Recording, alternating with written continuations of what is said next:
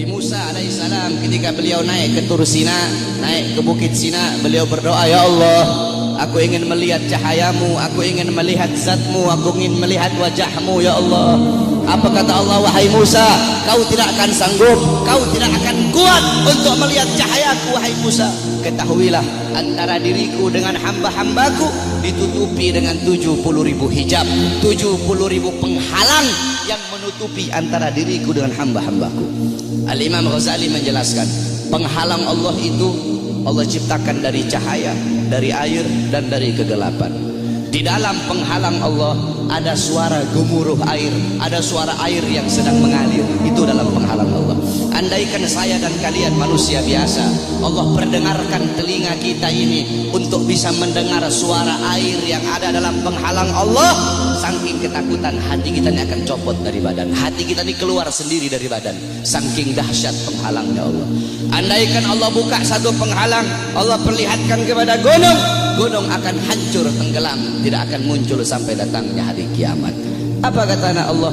Wahai Musa, 70.000 penghalang ini tidak akan aku buka untuk siapapun kecuali untuk Muhammad dan untuk umat Muhammad.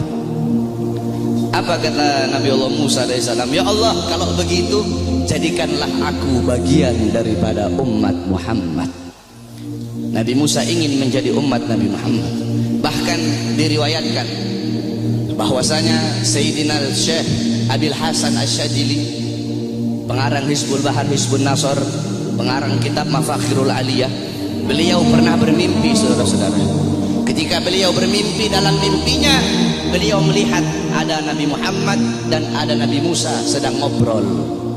Nabi Musa bilang sama Rasulullah, wahai Muhammad, aku dengar engkau pernah berkata dalam sabdamu bahwasanya ulama ummati kal anbiya Bani Israel.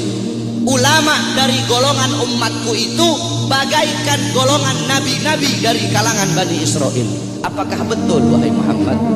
Apa kata Rasulullah? Ini dalam mimpinya Syekh Abil Hasan Asyadili. Apa kata Rasulullah? Iya betul.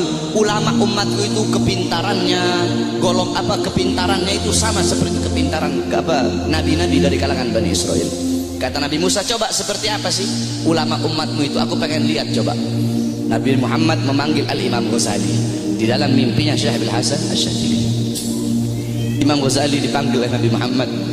Nabi Muhammad bilang, ini salah satu daripada ulama umatku yang aku banggakan. Akhirnya kata Nabi Musa, siapa namamu? Kata Imam Ghazali apa?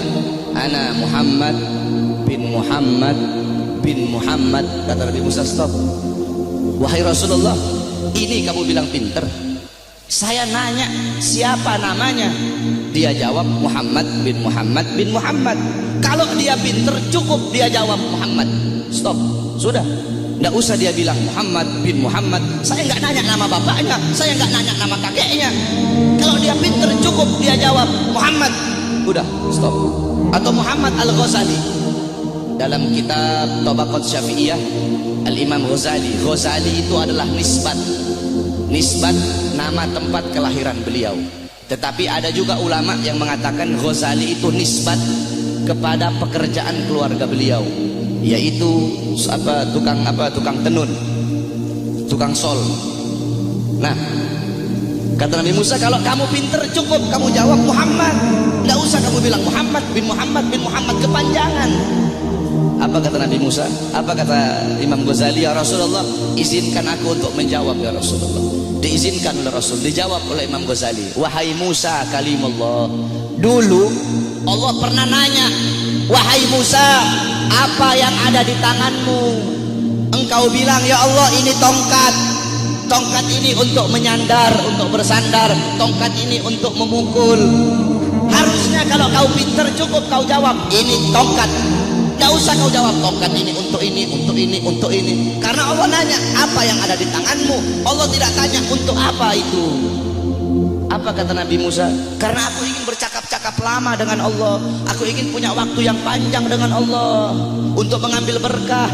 Apa kata Imam Ghazali? Begitupun aku jawab dengan jawaban yang panjang untuk bercakap-cakap lama denganmu agar mendapatkan keberkahan darimu yang pernah berbicara dengan Allah. Baru diakui oleh Nabi Musa kepintaran ulama daripada umatnya Nabi Muhammad SAW.